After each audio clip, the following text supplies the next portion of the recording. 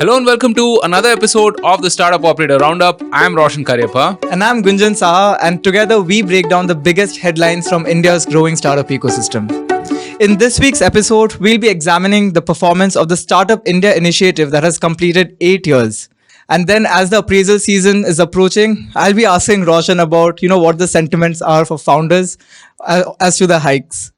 After that, we'll be discussing the distressed acquisition of Zest money by DMI Group and what it means for the fintech landscape. In our tech segment, we'll be exploring the Indian government's plans to invest around 10,000 crore rupees in building supercomputing and quantum computing hubs across the country. And last but not the least, we'll be discussing Pixxel's inauguration of its first spacecraft manufacturing facility in Bangalore. So stay tuned as we explore these exciting topics. Before we start, if you're a regular listener of the Startup Operator podcast, please consider liking this video and sharing it with your friends. And if you're tuning into the channel for the first time, make sure you subscribe to our channel for regular updates from startups and more. Let's get started.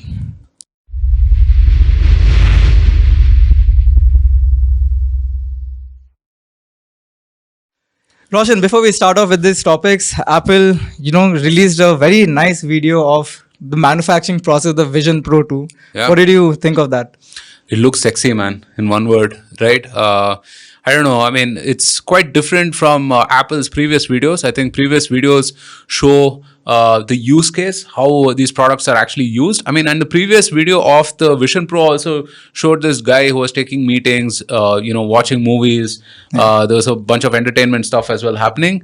But I think this video, maybe because they're saying that it's going to launch or whatever, had a whole lot of focus on manufacturing as such, right? And you could see how it was literally being made and so on, and just looks really sexy. Yeah. I think the vibe is clearly shifting to manufacturing, right? I mean, as at Protosphinx by said on Twitter, right? I mean, the vibe is clearly on deep tech and manufacturing, but yeah, what a week. I mean, the vibe is also of the Ram Mandir, right? We have the Pran Pratishthan happening on Monday.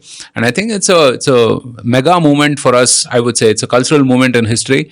It's the stuff that we will probably be talking to with our kids, grandkids, etc., right? If we live to be so long, that is, not to sound morbid or whatever. But it's a moment in time, man. I mean, really, like the amount of effort, the amount of sacrifice that's gone into making this happen is remarkable. So, Jai Shri Ram. Well, this is, of course, a very big moment, right? So what is really mind-boggling or rather difficult for me to wrap my head around is the fact that India is home to some of the oldest temples in the world, right? And these temples have lasted centuries and millennia. This time with all the modern technology, we have today, we're establishing a new temple. And imagine how long this temple will last, right? And when you think of that scale, I mean, it's just so amazing. Yeah, it's fabulous. But you look at some of our older temples, right? I mean, they have lasted millennia as well, and the precision of the science and the architecture is like, it's amazing, right? To the degree of shadows being cast at a certain angle, and it even boggles my mind how they even cut those huge stones, right? I mean, some of these are single stone structures as well, right? So we have a rich history in that, I would say, right? But I'm really looking forward to going to Ayodhya this year. Let's see. Yeah, let's put a note in a bottle and leave it somewhere so that centuries later someone finds it. Let's see. Yeah, we'll say like, share, subscribe, Startup Operator. They'll probably see it on the metaverse or something like that. Probably. Okay, but let's get started with the news. On January 16th, Mallikarjun Kharge, who is the president of Indian National Congress, took to X and said that the Modi government's Startup India initiative has remained a non-starter and has now become a tool to garner publicity for Prime Minister Modi. He says that the initiative has miserably fallen short of its delivery. So, of course, we take a look at numbers. The Startup India initiative was, of course, launched by Prime Minister Modi in January 16th of 2016. And this was focused primarily on building a strong ecosystem for nurturing innovation among startups in the country. As of January 16th this year, over 1.18 lakh startups were registered with the DPIIT, which is the Department of Promotion of Industry and Internal Trade. and 2,977 of them received income tax exemptions. 3,685 startups were funded under the SIDBI Fund of Funds scheme, which was established in 2016 with a corpus of 10,000 crore rupees. And under the Startup India Seed Fund scheme, which is another flagship scheme of the Startup India program, 747 crore rupees has been approved to 192 incubators who have put in 291 crores in around 1,600 startups. Now, I do not have much time to evaluate these numbers, but one thing for sure that this Startup India initiative has achieved is that it has made startups a day-to-day conversation. Yeah. Right. And there's a paradigm shift in the mindset towards embracing innovation and risk taking within the country. So, leaving the numbers aside, I think the Startup Initiative program has been a success. Yeah, it's brought to focus startups in a very mainstream fashion, right? I mean, the fact that the Prime Minister himself is meeting these startups at every given occasion, right, is phenomenal, I should say, right? Aside from that, look, I mean, overall, I think let's talk about some of the expectations that people had, right, which is that some of this regulatory cholesterol, as Manish Sabharwal often says, was eased out, right?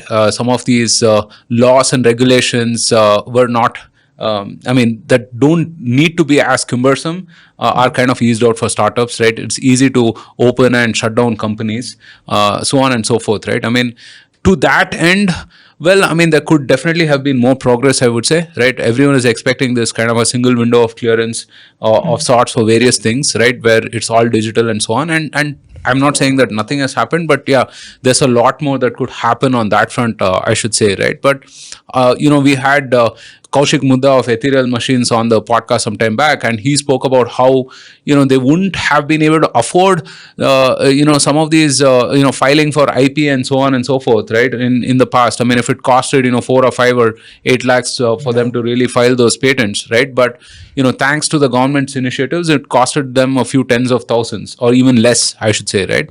There are multiple startups like this that have kind of benefited, I would say. The other thing has been to co-opt some of these larger organizations like ISRO and so on into the fold, right? I mean, ISRO has been famously partnering with startups and so on. And, you can argue how much of this is the PMOs doing, right? But clearly, there is a signal top down that, we have to encourage startups and innovation. Look, in terms of capital inflows and so on, I mean, I think it's bound to happen where India is geopolitically at this point of time. We are bound to attract some of the global capital. Just make it easy for this capital to come in, make it easy for people to trade.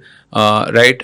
It is still quite the struggle for anyone to sort of set up a fund to invest in startups, and there's a whole bunch of regulatory compliance that needs to be eased out, right? And maybe we will have someone on the podcast to talk about some of these nuances in further detail. But those are the things that people are kind of expecting. They're not really expecting that the government starts funding startups tomorrow, right? I mean, God knows there are enough pension funds in Canada or elsewhere that will deploy money here, I mean, if they see a reasonable return, right? But yeah, just make it easy on the regulatory compliance front. That I think will be really important, and this is more so important as we start moving towards, let's say, manufacturing, hard deep tech, and so on and so forth, right? Where you're building physical stuff. Yeah, some of these labor laws, for example, have to be absolutely simplified. So I'm really looking forward to those kind of things. Yeah. Another thing which the government has really successfully done is they've created a very conducive market for the startups to grow, right? I mean, recently there was a report out there which said that the journey to become a unicorn has shortened, right? Now the average time taken for a startup to attain the unicorn badge is just 5.5 years, and 44 startups in the country have become unicorn in less than 5 years. I just remembered this story that a friend of mine was telling me, a couple of days back. This guy is one of those little-known SaaS entrepreneurs who's running a very successful business, right? And he was meeting this person from Utah, right? And he was very conscious of the way he kind of projected himself, right? So he found himself in a 5-star hotel. nice facility, etc. And this was for a Zoom call, right? Because he was warned earlier by someone else that this person is Republican types, and may not entirely look upon Indians very kindly, and so on and so forth, right? So he was kind of prepped to give that sort of a global metropolitan, cosmopolitan sort of an outlook to this gentleman, right? And they get on a call, they have a reasonable chat, whatever, and towards the end of the call, to my friend's surprise, this gentleman from Utah does namaste, right? And says, this was very nice talking to you, and I know that Modi has been doing fantastic work in India there, right? Which kind of blew this guy's mind. And he was just saying, that was the largest account he closed, right? It's north of $1 million. And he was saying that it's almost like, the Prime Minister was an additional AE on the deal or something, right? He had sold India already before, he could sell, right? So I think, we talk about all the soft power and everything, and it really does make a difference. It really, really does make a difference, right? There's a huge value to thinking that, Japanese quality is absolutely amazing, to thinking that German precision and engineering is absolutely amazing, to think that American branding and marketing and so on is absolutely amazing. Heck, to think even that, Swiss cheese is really great, right? I mean, there was some cheese competition recently, and apparently an Indian cheese has come out as the number one. In fact, right? I mean, but all of these you have to take with a pinch of salt. I mean, it could be one of those UNESCO WhatsApp forwards also, right? But there is a lot of value to soft power actually, right? And oftentimes, I mean, especially when dealing with the West, for a long time, I mean, you're already dealing from a back foot, right? So yeah, there is a certain mindset shift that's happening. One thing that has lately been garnering a lot of attention, a product of India, is the Indian whiskies, right? I think Indian whiskies are definitely out there on the map now. Absolutely. Yeah. I mean, look at Amrut, look at Indri, a bunch of these gins also, right? Hapusa and so on. I mean, they're top class, I would say, right? And I don't know how many of you guys follow this Whiskey Bible, right? I mean, all of these are consistently rated above 95 on the Whiskey Bible. And amazing value for money also, right? Amrut is like, all of these are less than $100, and for context, I mean, a good Macallan or something will cost you like, how much is that? $400, right? So almost 4x. So I see a lot of, this kind of stuff, right? Wine, cheese, we should do some sampling of whiskey. Yeah, should we do a sampling? Let us know in the comments. Yeah, all right. Let's get back. Okay, now let's move on to a very important topic, right? The appraisal season is coming up, and Indian startup employees are, expecting the worst. According to Inc. 42's annual survey, 62% of startups plan to keep appraisals below 20% in the next fiscal. And of course, this comes after a tough year for Indian startups. They face challenges for fundraise and also sales. However, there's hope for the job market, as 90% of founders surveyed said that they have expansion plans on their agenda for the next year. Sectors like fintech, clean tech, and emerging technologies may provide new opportunities for employments. The Indian startup ecosystem is aiming for a better year in 2024, focusing on innovation and sustainability. But Roshan, what do you think? How are the hikes going to be in your team? See, I mean, I'm going to sound like a doomer here, or a boomer, I don't know which one. But look, I think there's a whole generation of people in startups today who think that like their salaries drop from the skies or something, that at the end of the month, it just like magically appears in their bank account. I still am part of the generation that, thought that, salaries, I mean, if you were earning X, you had to sort of generate 3 to 5X of that, for your company. I don't know how many of I don't know how many of them really think about it that way, in terms of what you are generating for the company also. And yeah, I mean, there's been an overinflation of salaries, I would say, because of the bull run, right? 21, 22.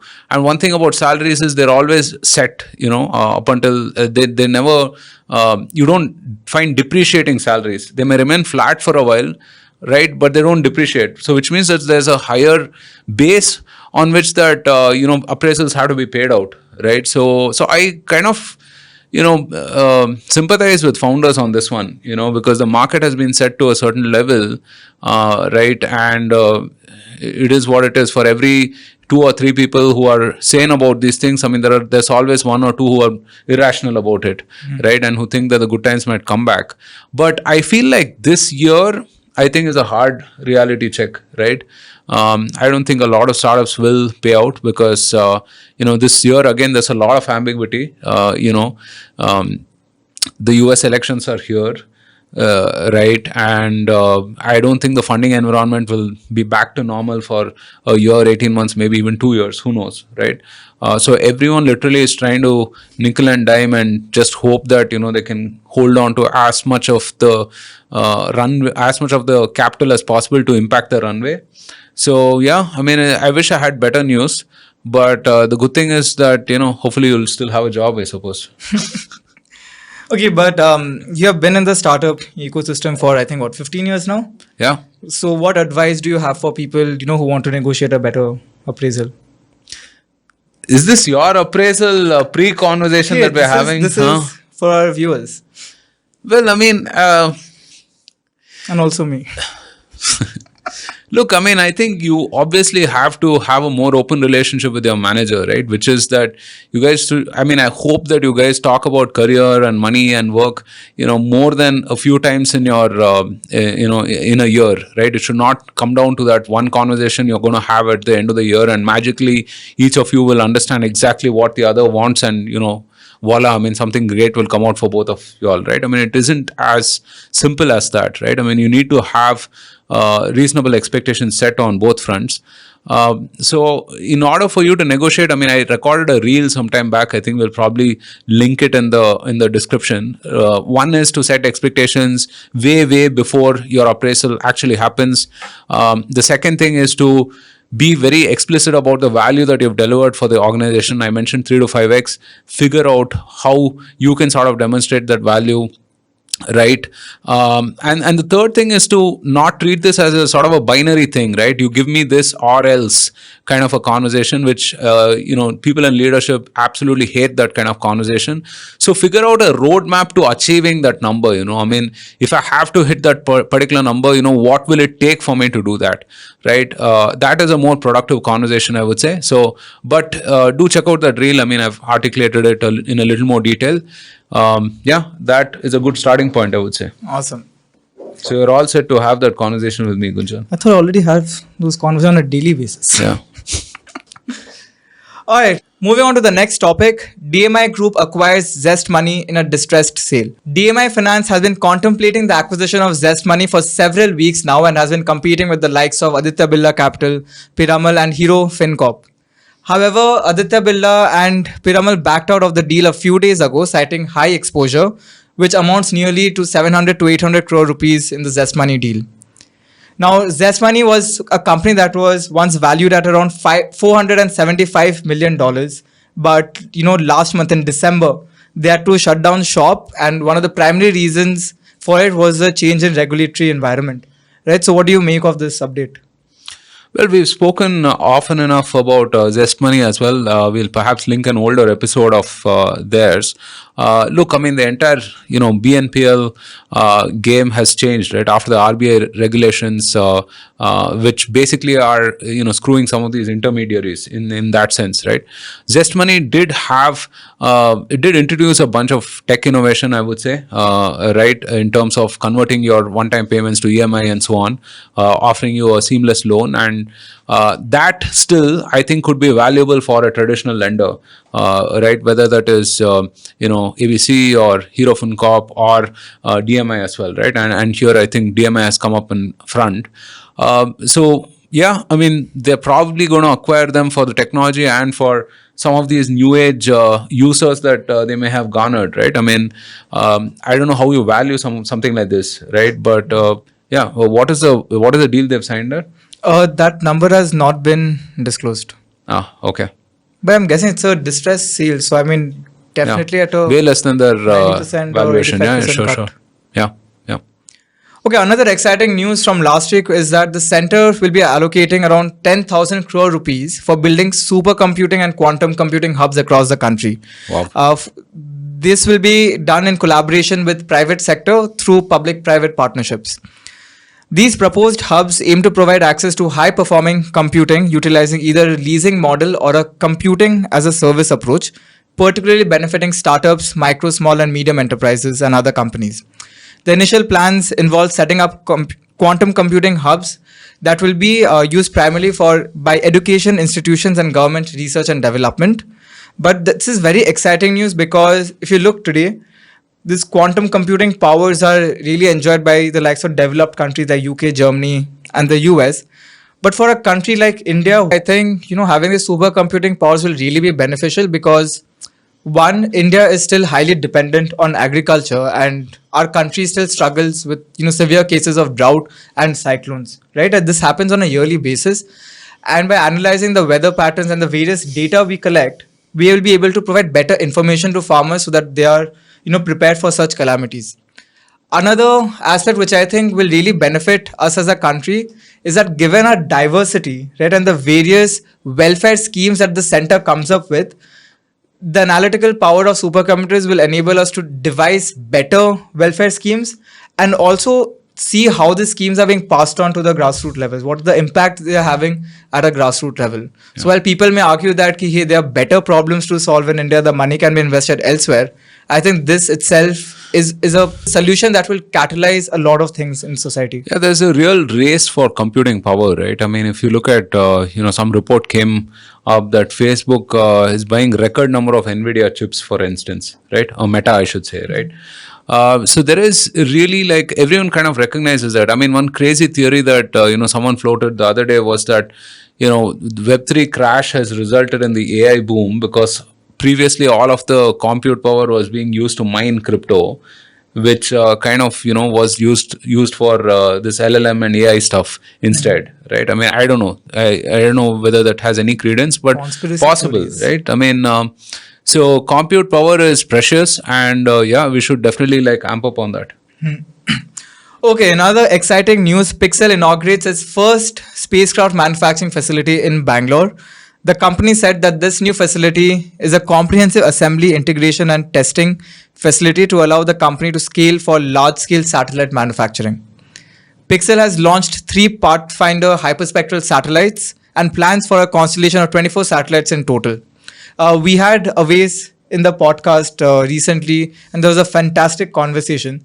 But while I was exploring, the space sector as a domain for startups, what I kind of realized that the stage at which we are in today, it's more of a solution that is in looking for a problem. Yeah. Right? We are getting a lot of data, in fact, better data from our spatial satellites. But how the data is going to be repackaged and turned into use cases, that is still left to be figured out.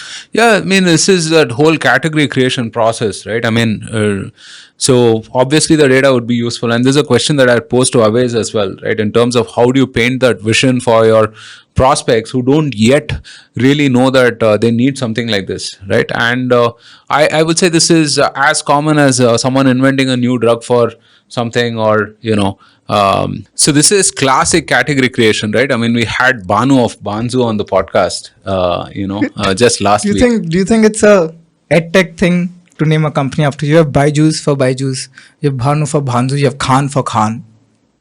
Yeah, I mean, it could be that. Very astute observation, Gunjan. But anyway, coming back to the topic, I mean, it is just category creation, and I know it's immensely hard, right? You have to paint a vision, you have to show people a whole new way of doing things, and so on. But do check out that podcast we did with Awais. It's a fantastic episode. He answers this and a lot more, in fact. Yeah.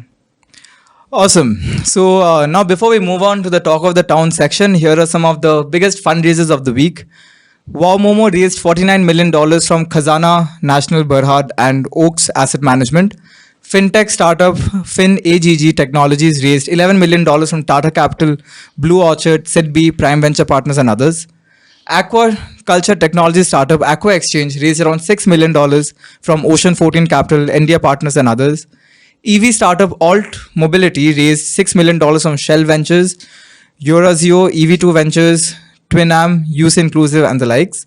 And manufacturing automation startup Groyo raised $5.4 million from Lighthouse Canton and Trifecta Capital. Well, looks like manufacturing is manufacturing is becoming sexy again. Yeah, it is. I mean, we started the podcast by kind of saying that we're going to have Abhinav Das of Orangewood in the on the show soon, right? And they're building robots and stuff. I mean, it should be a pretty cool conversation. Wait, grey orange, you mean? No, Orangewood. Orangewood. What? Yeah, grey orange is different. So these guys are based up north as well. So they're based in Noida. So yeah, it'll be interesting talking to Abhinav. Another astute observation: does Orange have to do anything with robots? I think you had a good one with the previous joke. You should have cashed out when you still had it. Yeah. Okay. So Ashish Chandorkar, right, really put out a very interesting tweet, which is showing the working age population with income over $10,000, and that is growing at a 12% CAGR. This is across 2019 to 2023. He says the total number of people with an income over $10,000 in the working age population of India has grown at a CAGR of 12.6% over FY19, FY23. Now, why is this such an important statistic for the economy? Well, it's amazing. I think he is referring to a Goldman Sachs report here, right? I mean, it just shows you that the spending power is increasing. We often reference this per capita income kind of a thing, right? But India is also many different Indias because we are such a large country, right?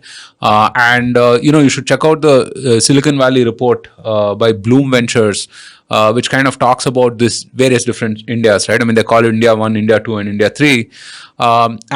India 1 or India 2, even though they're a fraction of the country, could be as big as the US or Mexico or any other country, right? I mean, so they could be a country by themselves. So there is value in building products and services for them, right? Now, for long, there has been this trope that, Indians don't pay. And maybe to an extent that is true, obviously, but that seems to be soon changing, right? I mean, if you look at any of these consumer products that are being developed, I think there's a lot more aspiration today, right, in the people, and that's kind of reflected in the money they're making, and also more importantly in the money they're spending, right? So yeah, it's a pretty interesting report. Do check out the Goldman Sachs report as well. We'll probably link to it in the description. Yeah, more work for our producer. Okay, awesome. So with that, we come to the end of roundup number 140. We hope you enjoyed this conversation. If you haven't already, subscribe to our channel for regular updates. And if you want these updates to be delivered straight in your WhatsApp inbox, you'll find the WhatsApp link in the description below. Let us know in the comments as to how we are doing and what are some of newer topics that you would want us to talk about. We'll definitely try to cover them in the upcoming episodes. All right, folks, we hope you enjoyed this conversation, and we'll be back again next week with more exciting updates. Until then, take care. Thank you. See you soon. And Jai Shri Ram.